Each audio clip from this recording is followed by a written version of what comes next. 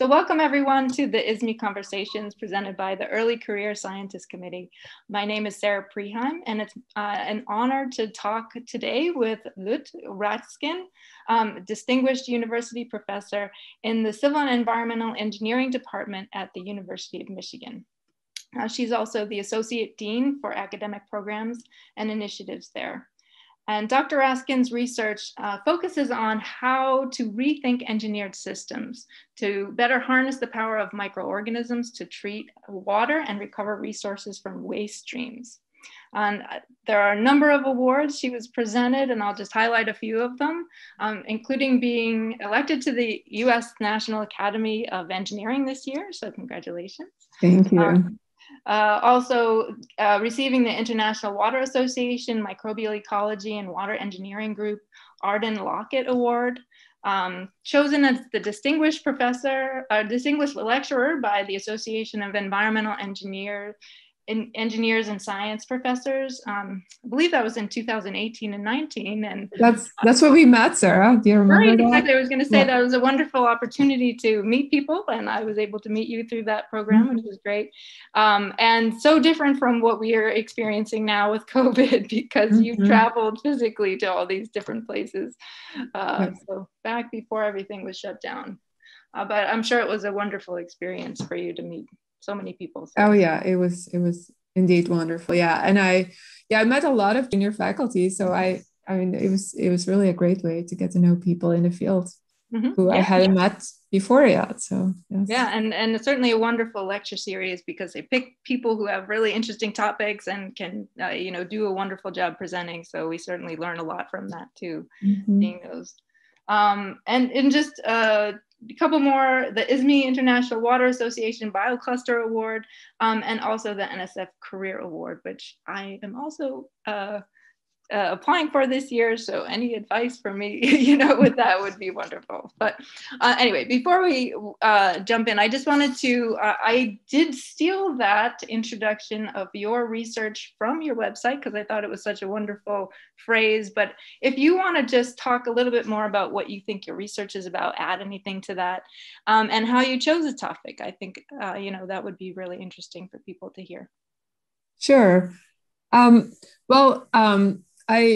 I like to think that as environmental engineers that we do take advantage of microorganisms. And so if you can make them do the things you would like them to do, that's what we are all about, right? So why I said something to the effect of we engineer or microbiomes by developing these bioreactors where these mixed microbial communities can thrive in to treat our drinking water, treat our wastewater, recover resources from waste streams.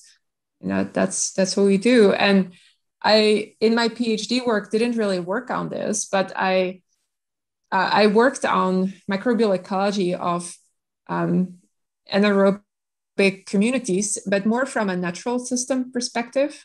And so communities that live in sediments, so anaerobic communities focus on methanogens and sulfate-reducing populations. But then during my master's research, before I started my PhD, I worked on wastewater treatment, more from an process engineering perspective. And so then when I started my faculty career, I brought those two perspectives together, so to speak. So I started working on anaerobic waste treatment systems. And that because I combined my experience from my PhD with my master's experience, and it was a really great time to start that work because there are very few researchers in the US that were working on anaerobic systems for wastewater treatment at the time. So it was a productive research topic in a way. It was very difficult to get funding because the practitioners weren't convinced that was a good topic to work on. But I kind of stuck with it, and I'm still working on it today. So it's proven to be it was a very productive research area for me. And I feel like you were kind of a pioneer in that sense as well, kind of bringing something to a field that wasn't really using like the microbial ecology tools quite then. And I feel like in some ways that's sort of what I'm up against in some ways. So how do you feel like maybe you got over? Because how did you break into that? Just persistence, or was there something that you really feel, you know, elevated you or got you that funding or got you that recognition finally? Yeah, I think the advantage I had for sure was to be able to bring the molecular microbial ecology tools to environmental engineering, because I was very new at the time. And I, during my PhD, I worked on developing some of those tools for different systems. So I was able to bring that into environmental engineering. So that was a huge advantage. Selecting anaerobic systems to work on maybe wasn't such an advantage initially, but I kind of stuck with it and it was very persistent. And there were times when I only had one student working on that, but I always told myself, I'm just gonna stick it out. I know it's the right thing to do, and I will keep this research area going in my research group. But I did broaden out and deviate from it. So I worked on other wastewater treatment systems. I started working in the drinking water area. And so I definitely deviated quite a bit. But just kind of sticking it out and being persistent, you got that. That was one of the things I kind of set out for myself to do. Yeah. I sometimes wonder for myself, am I just being stubborn and I should drop it, or should I continue to be persistent because it's something I'm interested and passionate about? But interesting. So yeah, great. What do you love about your job? Is there anything that sticks out as particular? Yeah, I mean the thrill of research, of course, is what often gets us going. You know, that's why we decide to do a PhD and why we perhaps then stick with research in academia. So that's part of it. At least definitely was part of it initially. Thinking about, more recently, I also really love seeing junior students get excited about research and then becoming independent researchers, so that, maybe that's like a stereotypical thing to say, but it's so true that you see your PhD students grow, and in 4 to 5 years time you see them develop as independent researchers, and that experience is really wonderful to go through over and over when you have the opportunity to work with multiple students. So that's definitely a big part of it, so that mentoring relationship that you develop with junior people. And then the flexibility of our job is awesome, and I love that you can more or less pick what you want to work on. And, with a bit of pushing, sometimes you can pick the courses that you want to teach. We have flexibility to work whenever, and we often end up working way too much. But we have the ability to say no. That's hard sometimes though, but the flexibility is definitely something I really appreciate about this job. Great. Yeah. Looking back when you were first starting, what was your approach in building a team? And like you were saying, the mentoring is such an important part of the job. How do you choose who comes in? How do you recruit people to build that team so that you have a strong team that you're working on? Yeah, I was fortunate. I was at the University of Illinois, where we get really great applications for PhD students and master's students. So I was able to recruit a new PhD student to start with me, essentially start at the same time. So I recruited her when she had applied to start in the fall, and I started in the fall. So that was wonderful. And that was really fortunate that I got a new PhD student right away.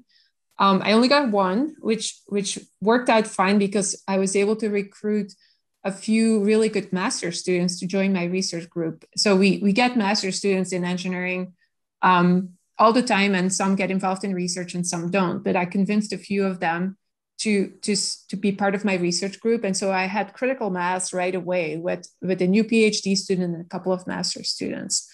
And then I ended up, training them in the lab myself, working in the lab, and I remember doing experiments with those first master students and PhD students. That was just a really good time.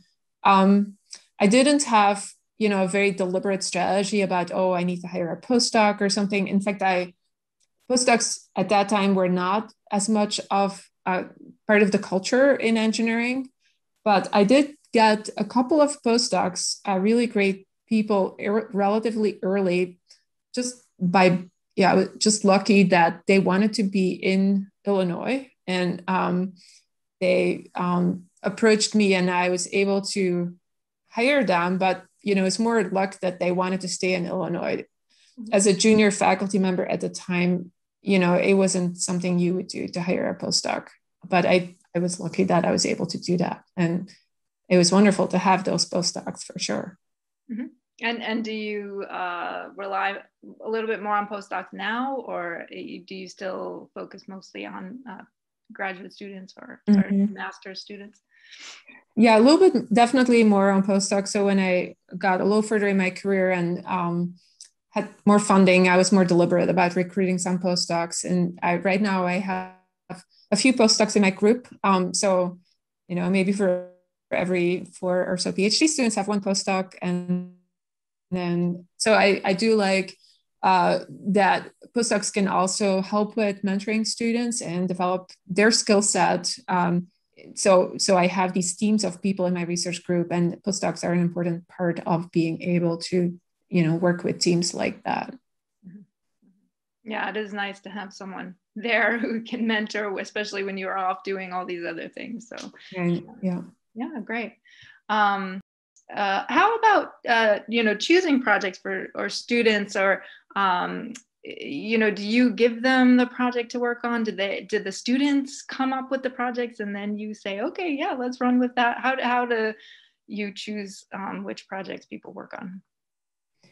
Yeah, I think there's different philosophies. I usually bring a project to a student, but give people tremendous flexibility in how they work it out. But I have found it when I've observed PhD students who are not given a project, sometimes it takes quite a while before they can really make progress. And so I think it's beneficial if a student gets a project to get going. And then when they develop some more skills and become more confident in doing research, they can really own it and take it in whatever direction makes sense at the time. So that's how I approach pretty much everybody's projects. Oftentimes, depending on the funding you have, you don't have a choice to let them start out on anything, right? So the funding agency to some extent determines what the start is going to be like. But most of our funders provide quite a bit of flexibility than how the details are worked out. Mm-hmm. And have any of your students really driven projects in a different direction than you have anticipated, or have they largely kind of stayed on track? I would say yes. It's definitely students have taken things in different directions. Or I can think of one of my relatively recent PhDs where she has a very strong public health interest, and she pushed me to go with her. And we ended up finding a co-advisor for her who had a public health background. And he's actually a professor in the medical school, but he has a strong public health background. And she worked on some projects that I would have never started without her. So I learn a lot from my students, and I think giving them the flexibility to take things and supporting them, is fun, and you can learn a lot from them. So. Mm-hmm. Yeah, right. Yeah, students definitely bring people together and can expand your network a little bit. It seems wonderful. Did you have any challenges, especially as you began your career? Something that you felt was keeping you back, or a hurdle that you felt like you had to get over? So, basically inexperience was my big hurdle. I had very little experience with teaching or with mentoring students, or with even developing projects, doing research. You have a lot of experience in one narrow area of research, but being a faculty member is you don't learn, or we don't have the recipe for learning how to do that. I think people are much better prepared than I was today. I think we do better in preparing our PhD students and postdocs to become successful faculty members, and there's a lot more, there's workshops and, training for teaching. There's a lot more going on right now to help people get started. So anyway, inexperience is my biggest hurdle. That's the short answer to your question. Yeah. That is certainly a big hurdle that we have to get over. Were there any particular mentors or people who kind of showed you, oh, this might be a good way to approach things? Right. Yeah, I definitely should acknowledge my mentors. If it wasn't for some of these colleagues, I wouldn't be here today.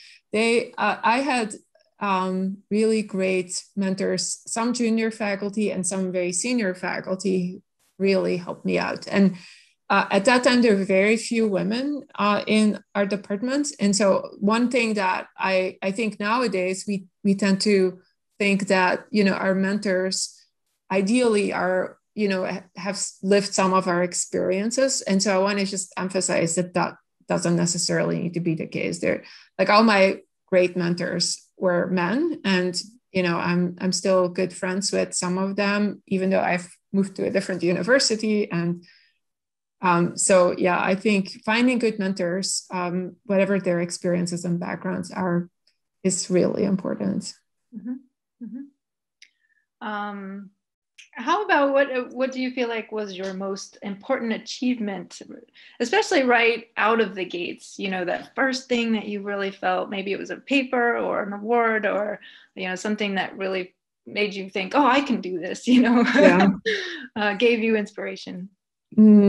Yeah, well, I mean, there's a few things I can think of. I was maybe it was more of an accomplishment that I'll point to here was being selected to be a fellow for the Center for Advanced Study at the University of Illinois. It was they have the Center for Advanced Study where junior faculty can get an appointment for a year. It's almost like you get a release from teaching and from service responsibility. So it's like a sabbatical before you get tenure. And so, I mean, I don't know how big of an accomplishment that was, but it was just really timely. It was like 3 years into my tenure track position. So I got a year off teaching, and I felt that time period was really critical in developing my tenure package and so on. So getting a year off was wonderful at that time. So I definitely want to point to that. Mm-hmm. But then, there's lots of things that I could point to. I remember it's funny, like you think you'd never get a paper accepted without a reviews, but we got a paper in Applied and Environmental Microbiology, which was kind of the journal that we all wanted to publish in at the time, and still is to some extent, but there's many more journals now. But we got one paper accepted without revisions in AEM. And I was like, as a junior faculty member, it's like, oh my gosh, that's impossible, but we did it. And so this was my PhD students and me were just so thrilled by that. So I remember that to this day. I bet. It saves a lot. It's never happened since then, by the way. Yeah, wow, that's quite amazing. Thinking of all the reviews I've been through, it certainly is. That's an accomplishment. Wonderful. Mm-hmm. Do you think things have changed? I mean, you've already kind of talked about it a little bit, but how do you think the field has changed since you started out? And is it for better, for worse? Mm-hmm. Maybe both. Yeah, I mean, I guess yes and no. In some ways, things haven't changed that much. I'm still working on the same topics I started working on, but then a lot of things have changed. Things are moving a lot faster, for sure. The methods that we are using are very different from, even 5 years ago, 10 years ago. Things move so fast nowadays, and you have to really try to stay up. I think things are more competitive. It's harder to get faculty positions. It's in some ways things are more difficult, but then I think we've done a better job in preparing our mentees for the jobs that they want to take on. And I'm mostly talking about faculty positions because that's my experience, but I don't know, your audience might be interested in other careers as well. And I think there are a lot of opportunities outside of academia, of course, in microbial ecology and So I don't want to just talk about academia, but overall, I think we do a much better job to prepare people than we used to. So that's one thing that's changed too, I believe. Mm-hmm. Mm-hmm. Yeah. And maybe kind of thinking about the science and academia, because that's what you know about. Do you think that something should change now? You know, what we're not doing right currently that we should do better? Mm-hmm. I don't know. Do you have any ideas about that? Yeah, I for junior faculty in particular, one of the things we still do is to really emphasize the importance of the individual development, like when a junior faculty meeting has a meeting with their department chair to talk about their progress, develop your independent research group, publish with your PhD students. Don't let senior faculty, take credit away from you. And all of that advice is valid to an extent, but sometimes I've seen it really discourages interdisciplinary opportunities. I think junior faculty are afraid sometimes to go all out and collaborate, even if they want to, because their department chair is telling them to focus in on their own topics and become experts and get recognition in their own area. And sometimes we push that a little too far, I think. So I've seen some missed opportunities because of that mentality. Mm-hmm. That is something that I'm frustrated with sometimes. But yeah, I don't know. I can't think of too many other things, but there's plenty of minor things that are problematic, right? Give minor? Well, I mean, minor things are, we have control, but to an extent of what we want to do. I mentioned the flexibility, but somehow we take on too much, and we have a hard time saying no to opportunities because they all sound exciting, right? So that people get stressed and overworked, and things don't appear to be fun anymore if you get to that point. And so we could probably do better helping people learn how to say no, giving them permission to say no, right? Yeah. Mm-hmm. Things like that. Yeah, it certainly is hard when an opportunity presents itself. You don't know if it's going to be that really a big opening and kind of launch your career, or if it's going to be a dead end and what to say. So yeah, that's maybe we can let's see, think about what you say to your, if those mentors are going on and doing something. Do you give them advice? Do you leave them with some nugget of information? This is really important. I want you to know this before you leave. Or do you just say goodbye and say, best of luck? Yeah. Well, I can't think of anything in particular. I think just kind of preparing people over multiple years to get where they need to be successful in whatever career they pick is probably what I do more so than that one nugget. I can't think of that one nugget. So it's more of a process, and just giving people exposure to tons of things, writing proposals, giving them teaching opportunities, develop, like mentoring, as I mentioned before, giving people opportunities to mentor. So they basically get a lot of training while they're working on their own dissertation research. And that's perhaps my strategy more so than advice. And is there anything that you feel like you say over and over again to just, push it home? You really need to know, this, or I don't know. So anything that you feel like you say multiple times to many different people that you could share with us? I should ask my students. It was funny. There was something on Twitter recently that people were asking about something similar. I don't remember exactly the wording of it, but one of my former students, Trina McMahon, tweeted research, and she said that I told her, guess why it's called research, you do things over and over again until it's perfect. And this is, I can't remember saying that, Trina, but she was adamant that I used to say that all the time. Not recently, because then I would remember, but that's a long time ago when she was in my lab. Oh, that's funny. Yeah, that's cute. Definitely is appropriate, because you do feel like you do it a little bit, but then you have to do it again. And then once you've learned all the problems, you really do it like a third time. So that perfectionism of, getting an experiment just right, or writing, like I probably spent way too much time on the editing process and getting the papers just right. My students get often frustrated with me. So that might be something that they would point to. It takes forever. And some of my students start labeling the versions of the papers, just to drive the message home. This has been through too many versions. Yes. That's funny. Well, that's how you get a paper accepted without any revisions, I guess. Yeah, but it only happened once. I told you that. Yeah.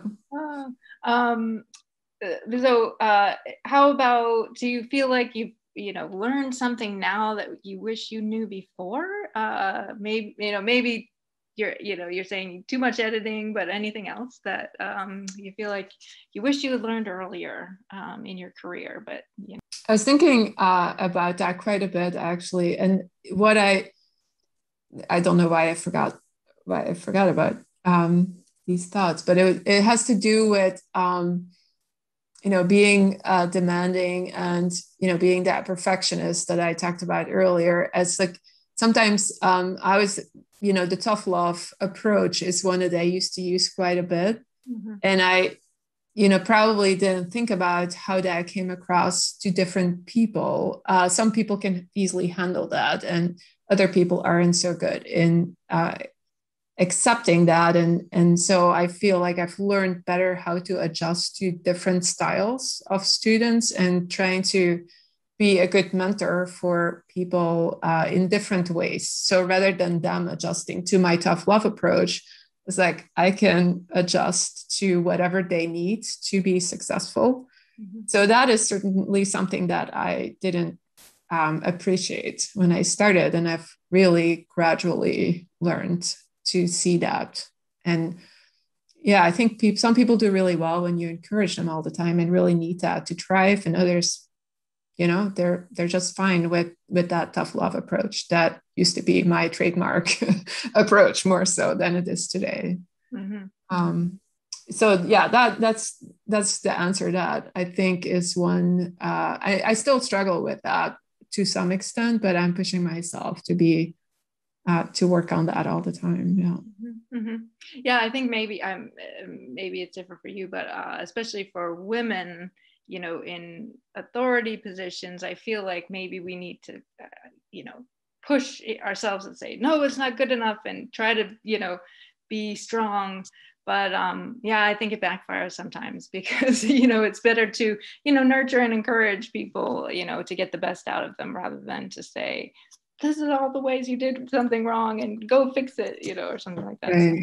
So, yeah, I probably have something like that, which I need to move towards the nurturing rather than the tough love too. Yeah, more of that empathy. And yeah, I think actually having children has taught me a lot about that as well. So not just my students teach me these things, but my own children have taught me a lot. Right. All right. So how about a little bit about your personal life? So how do you kind of unwind, just anything music you like to listen to, any sort of ways to relax when you're stressed out, grants are due and papers are due and it's not going well, but you have to get some sleep.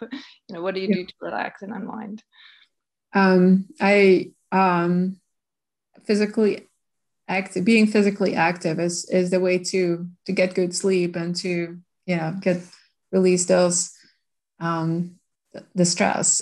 So running, walking. I do yoga, not as much as I would like. So I guess I'm not completely convinced, because some people do it all the time once they're really into it, but do it once a week or so. And then Pilates is another strategy that I use, and reading. So reading mostly biographies, autobiographies. I enjoy that a lot. Mm-hmm.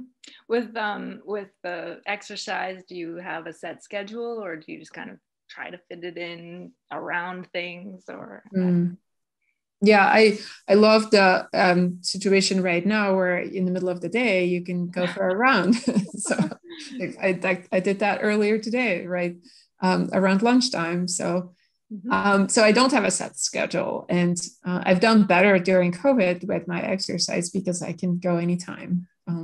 Yeah, and it doesn't matter how smelly you are. You're exactly by yourself, so who cares? So yeah, that is great.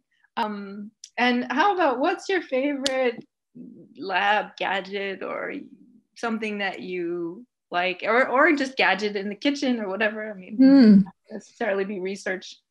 Yeah, I haven't been working in the lab for a long time. So it's funny that you asked about the kitchen. I was telling my husband, why do I like cooking so much? And I figured out that it is because I miss working in the lab. It's like there's a lot of similarities, right, with designing an experiment and designing a meal and running the experiment in your kitchen and getting really great results right away, So, but yeah, thinking about gadgets in the lab, I remember when I was a PhD student, they came out with these really little centrifuges where you could very quickly spin down your, samples in your Appendorf tubes. Do you know what I'm talking about? So I thought it was so cute to have this little centrifuge of your own. Yeah, the little ones that spin, maybe it's like 8 tubes or something. Yeah, right. Yeah, so I remember that gadget. I love that. Yeah. But it's been too long for me. I should ask my students what their gadgets are that they love. But No, that's fine. I'm just throwing it out there. So yeah. All right. How about one last question? Anything else you want to tell the ISME early career scientist community that we haven't talked about yet? So I don't know. Yeah, I've always loved the ISME conferences. So if hopefully we can go back to actually having an in-person conference in 22, right? So if they can find the resources to join the conference, and it's just a tremendous opportunity to meet people and network. And then ISME has this extra time with their parties and the extra day between the sessions, right? So, fully take advantage of that if you can is definitely something I would recommend. Yeah, great. Are you planning to go, or is that not on your radar yet? It's been on my radar for a while, since I guess the conference has been continued to be postponed, right? So I currently have a postdoc from South Africa, and so she keeps the conference on my radar because she would love to go there. Yeah. Good. Yeah. How about you? Are you planning to go? I would love to go. Yeah. So, certainly was planning to go before, but yeah, like I said, like you said, postponed. And so hopefully at some point we'll make it down there. So yeah, it'll be wonderful when we actually can all get together again and have the meeting. But now people have plenty of things to talk about if they want to come up and say hello to you, which is another part of why we're having these conversations. Make it easier for people to start to get to know some of those senior researchers that. Yeah, I think it's a great initiative. Yeah. So thank you very much for participating in this. I really appreciate your time, and we're out of time. So I think that's a good time to end. So. Okay, well, thanks again for inviting me for this. I really enjoyed it, Sarah. So how you could I could fit you into you could fit me into your schedule, which is wonderful. So thank you very much.